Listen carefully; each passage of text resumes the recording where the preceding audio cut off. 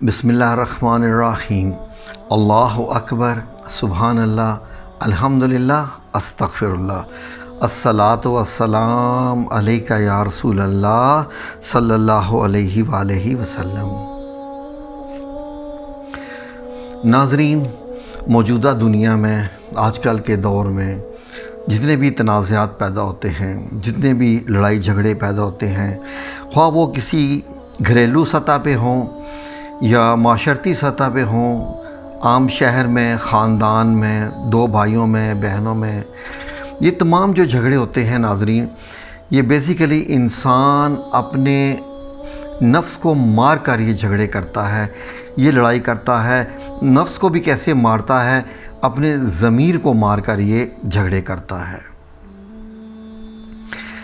اللہ رب العزت نے انسان کو پیدا کیا ہے فطرت پہ، اور اللہ رب العزت نے اپنی روح اس میں ڈالی ہے انسان میں۔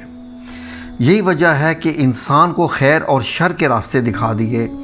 اور انسان کو جب یہ دونوں راستے دکھا دیے تو اس کا تو مطلب یہ ہوا کہ جو چوری کرنے والا ہے، جو جھوٹ بولنے والا ہے، جو قتل کرنے والا ہے، جو زنا کرنے والا ہے، جو فریب کرنے والا ہے، دھوکہ دینے والا ہے، دغا کرنے والا ہے، جو ملاوٹ کر رہا ہے، جو رشوت لے رہا ہے، جو سود کھا رہا ہے، جو کچھ انسان جو بھی کچھ کر رہا ہے، اس کی آواز، اس کے خلاف اس کے اندر سے ایک آواز وہ اٹھتی رہتی ہے ناظرین۔ آپ اس سے اندازہ لگائیے کہ انسان جب کوئی بھی عمل کر رہا ہوتا ہے تو اس کو معلوم ہوتا ہے کہ وہ کتنے پانی میں ہے، اس کو یہ بھی معلوم ہوتا ہے کہ وہ ایمان کی کس سطح پہ اس وقت موجود ہے، اس کے دل کے اندر کتنا ایمان موجود ہے، اس کی روح میں کتنا ایمان موجود ہے۔ ہوتا کیا ہے کہ دیکھیے، جب میں آپ کے ساتھ ابھی کوئی جھوٹ بولوں گا کہ یہ معاملہ ایسے نہیں ایسے ہے، میرے اندر سے اسی وقت آواز اٹھ رہی ہوتی ہے کہ اب تم جھوٹ بول رہے ہو، معاملہ ایسے نہیں تھا، معاملہ تو ایسے ہے۔ اسی طریقے سے جب کوئی گھر میں کوئی مسئلہ ہو جاتا ہے اور ایک فریق جو ہے وہ دوسرے فریق پہ الزام لگاتا ہے کہ اس نے چوری کی، یا اس نے میرے خلاف یہ بات کی، یا اس نے یہ کیا، اس نے وہ کیا، تو اندازہ لگائیے کہ جو دوسرا بندہ ہے جس پہ الزام لگایا جاتا ہے، اگر یہ الزام سچا ہے تو اگر تو وہ یہ کہہ دے جی کہ مجھ سے یہ خطا ہوگی، مجھ سے یہ غلطی ہوگی، مجھے شیطان نے بہکا دیا تھا، تو سمجھ لیجئے کہ وہ ایمان کی اعلیٰ سطح پر ہے انسان۔ اس کا ایمان، اس کے معاملات، اس کا دین بہت اعلیٰ سطح پر ہے۔ اور ناظرین، اگر وہ بندہ یہ کہہ دیتا ہے کہ نہیں، ایسا تو ہوا ہی نہیں، یہ تو ایسے ہے، پھر ایسے ہے، پھر ایسے ہے، پھر ایسے ہے، اور پھر وہ اب سٹوریاں بنا کے ہو سکتا ہے کہ وہ الزام لگانے والے کو ہی جھوٹا ثابت کر دے، لیکن اس انسان کو معلوم ہوتا ہے کہ وہ جھوٹ بول رہا ہے۔ اس کا ضمیر مسلسل ایک بٹن دبائے جا رہا ہوتا ہے، another mistake، یہ بھی جھوٹ، یہ بھی جھوٹ، یہ بھی جھوٹ، یہ بھی جھوٹ، یہ بھی جھوٹ۔ یہ ناظرین ایسے معاملات ہیں کہ اس وقت انسان کیا کر رہا ہوتا ہے کہ گناہوں کی سیاہی جو ہے وہ اپنے دل و دماغ کے اوپر مل رہا ہوتا ہے۔ جو وہ اپنے ضمیر کو دباتا جاتا ہے، اپنے جھوٹ کو سچ ثابت کرنے کے لیے جھوٹ پہ جھوٹ بولتا جاتا ہے، پھر جھوٹ پہ جھوٹ بولتا جاتا ہے، اور اس کے بعد پھر وہ قسمیں بھی کھاتا ہے، پھر وہ جھوٹی باتیں بھی بناتا ہے، اور ہو سکتا ہے کہ وہ کچھ اللہ کی قسم بھی اٹھا دے، قرآن کی قسم بھی اٹھا دیتے ہیں۔ تو ناظرین، اس سے اندازہ لگا لیجئے کہ وہ انسان، اس انسان نے اپنے ضمیر کو کہاں لا کے کھڑا کر دیا۔ ناظرین، یہی فرق ہے انسان میں اور جانور میں، کہ انسان سوچتا بھی ہے، سمجھتا بھی ہے، اور اس کے بعد جو اس نے فیصلہ لینا ہوتا ہے، اس فیصلے کا جو معاملہ ہوتا ہے وہ بھی یہ بتاتا ہے کہ اب یہ انسان اللہ کے کتنا قریب آ رہا ہے یا اللہ سے کتنا دور ہو رہا ہے۔ جتنا انسان یہ محسوس کرتا جاتا ہے کہ وہ یہ کام نہ کرے کیونکہ یہ کام اللہ کو پسند نہیں ہے، تو وہ سمجھ لیجئے کہ وہ اللہ کے قریب ہوتا جاتا ہے۔ لیکن مسئلہ یہ ہے کہ ناظرین، یہاں آ کے ہم مار کھاتے ہیں کہ ہم وقتی فائدہ حاصل کرنے کی خاطر، فار ایگزامپل ایسا بھی ہوتا ہے کہ آپ گئے دکان پہ اور آپ نے دکان والے کو 1000 کا نوٹ دیا، آپ نے 300 کا سامان خریدا، ٹھیک ہے۔ اب کیا ہے کہ اس نے آپ کو 700 روپیہ واپس کرنا ہے۔ اگر دکان والا کیا کرتا ہے کہ وہ آپ کو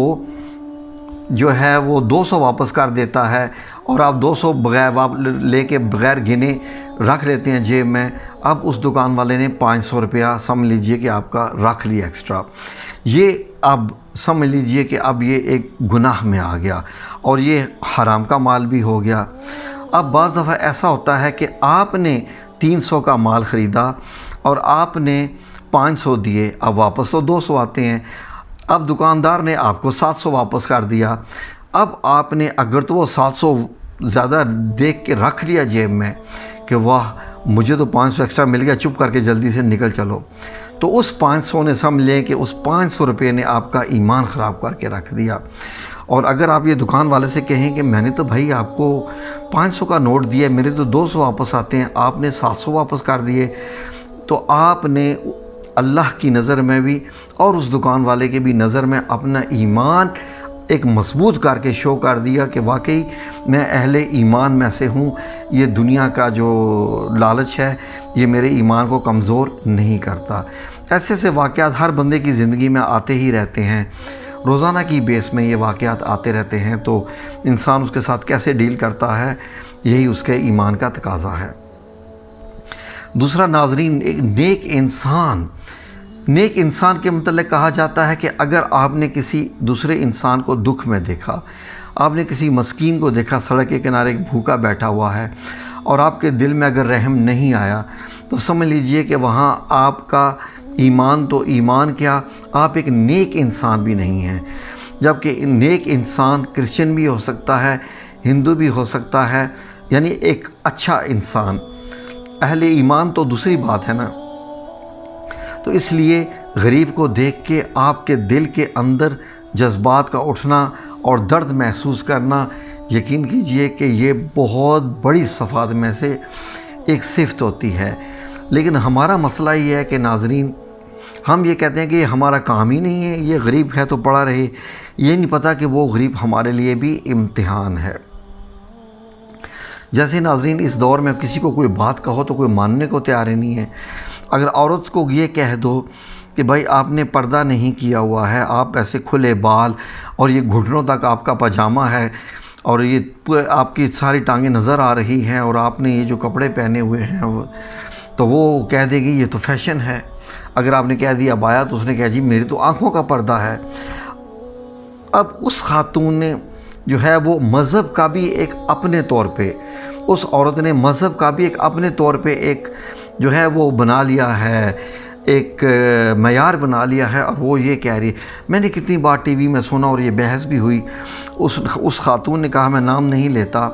اس نے کہا جی کہ کوئی تعلق نہیں ہے پردے کا، کوئی تعلق نہیں ہے۔ اب میری داڑھی نہیں ہے، میں یہ کبھی بھی نہیں کہہ سکتا کہ داڑھی کا نہ ہونا ضروری نہیں، داڑھی کا ہونا ضروری ہے، کبھی بھی نہیں، کبھی بھی نہیں۔ جس دن میں نے یہ بات کہہ دی کہ داڑھی کا ہونا کوئی ضروری نہیں ہے، سمجھ لیجئے کہ میں نے تمام اسلام کے جو احکامات ہیں ان کو میں نے پرے پھینک دیا، ٹھیک ہے۔ اس وجہ سے تو اب عورت یہ کہے جی کہ پردہ ضروری نہیں ہے، اب اس کو کہو کہ تو عورت ہے۔